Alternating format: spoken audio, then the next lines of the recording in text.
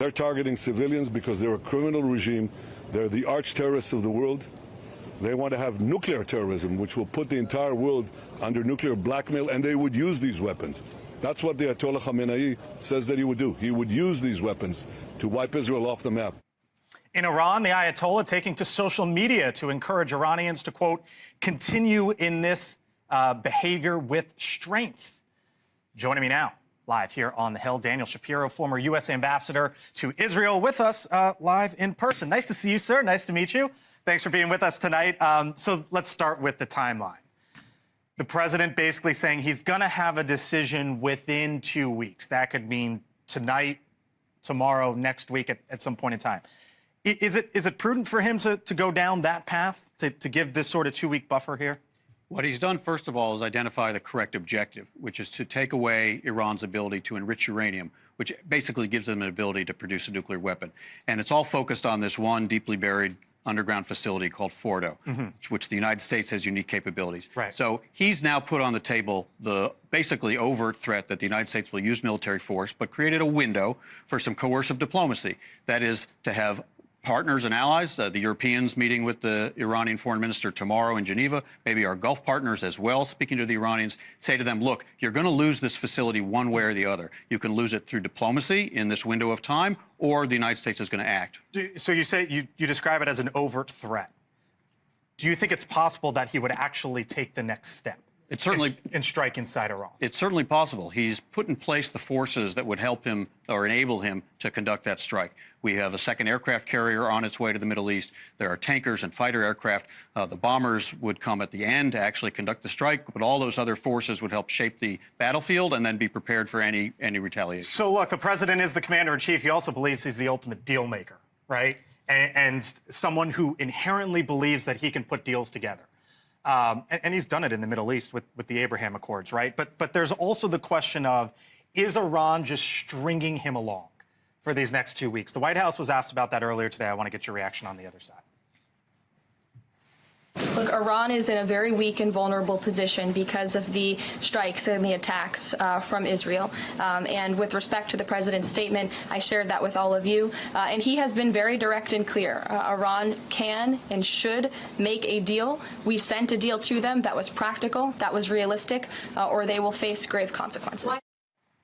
Are they stringing him along? Well, he has set this 2-week window. I actually think that's a little long. One of the things we saw a few minutes ago was that strike on the hospital in southern Israel. Yep. The longer this goes on, the more possibility there is that something very, very bad will happen, which could cause an escalation in this conflict. So a limited period of time for the Iranians to understand what's at stake and to make the decision we need them to make should be offered. But 2 weeks is kind of at the outside. So what do you think the window is then? If 2 weeks is too long, and let's just say tonight, it would be at the front end. Right? And I'm just theoretically. There's a meeting tomorrow in Geneva. Okay. Let's see how that meeting goes. I would say there should be some follow-up discussions with the Iranians, either by Europeans or by our Gulf partners, maybe even the president's envoy himself, Steve Witkoff, who was conducting negotiations before the war started. But I think we have realistically a week or so, maybe even a bit less than that, to know whether the Iranians are going to take this seriously. What's the goal here? Is it regime change? Is it wipe out the nuclear capabilities and facilities, or is it both? The goal is not regime change. It shouldn't be. We shouldn't be getting into that business. That's something the Iranian people are going to have to decide. It's a terrible regime. No one should shed any tears when it finally passes from the scene. But this goal should be focused on the very clear objective of taking away Iran's ability to enrich uranium. That is the ability that gives them the path to a nuclear weapon. And it's just too dangerous to allow this government that has launched direct attacks against Israel, that has armed terrorist organizations around the Middle East, to have that capability. So that has to be taken away from them. In 2019, it was basically 6 years to the day. June 20th of 2019, Iran shot down a drone over the Strait of Hormuz. And President Trump responded the next day, Ambassador, by saying, I had it ready to go. It was cocked and loaded, but he asked the generals how many people would die.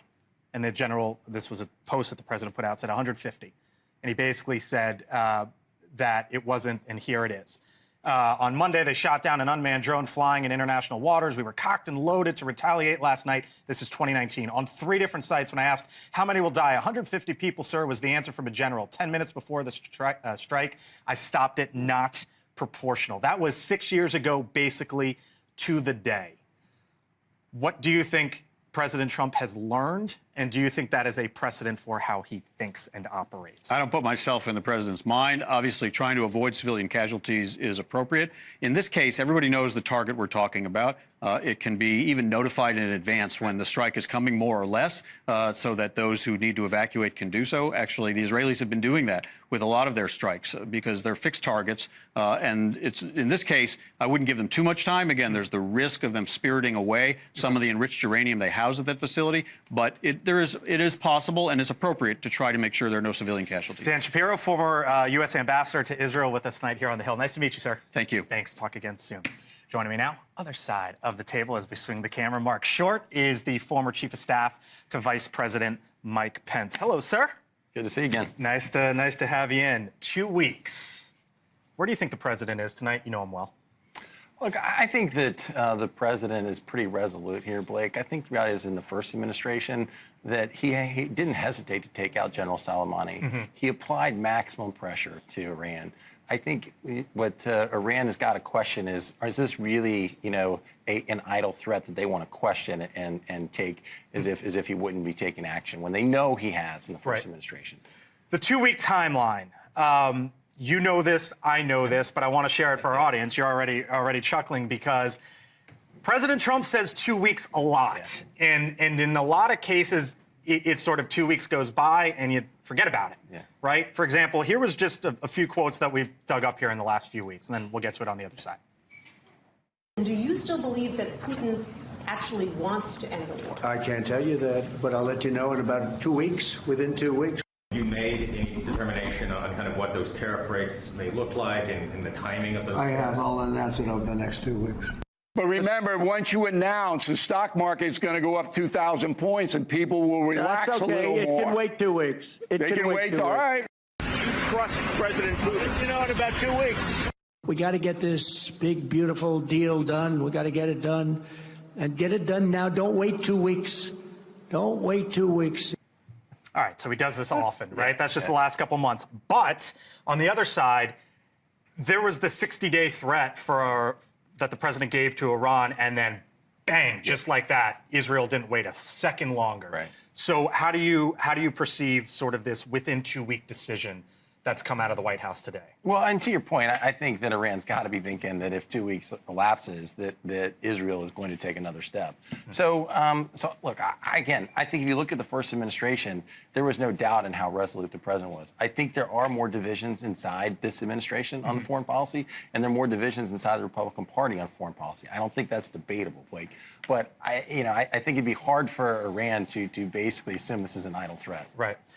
As I mentioned, you know the president well. Where do you think he's leaning tonight? That's a really hard thing to try to put I know it's a hard question. I know it's a hard one. I think the president has said all along that Iran cannot have nuclear weapons. And I think that you've said that America has the tools to make sure that that's the case. And it's been 46 years since the revolution in Iran, and they have been the leading state sponsor of terrorism across the Middle East. They have killed thousands of Westerners, and they continue to sow unrest. So I think that probably the president's going to have a pretty clear decision here to make. And I think that if Iran just tries to run out the clock and have more negotiations, I don't think there's any evidence in the last 46 years that that's going to work. Right. And I think the president knows that. All right, we'll leave it there. Mark Short, see you back later in the show. Great. Thanks, Blake. Appreciate it. Still to come tonight. Here on the Hill, another live look from Tel Aviv as the commander-in-chief weighs that big decision. The ranking member of the House Armed Services Committee is with us tonight here on the Hill. Plus, another big story. Did you see what happened out west today, or at least the headlines out west? Federal law enforcement at Dodger Stadium. What the Dodgers are saying tonight, what ICE, or at least the federal government, is saying tonight. A top official with Homeland Security with us on the other side of the break. And SpaceX, do they have a problem? Oof. That Starship rocket exploding at the launch site. So what happened? Elon Musk chiming in today. We thank you for being with us tonight here on the Hill. It's nice to be back after a few days off. Lots of news. I'm Blake Berman. I'll see you on the other side here in 4 minutes.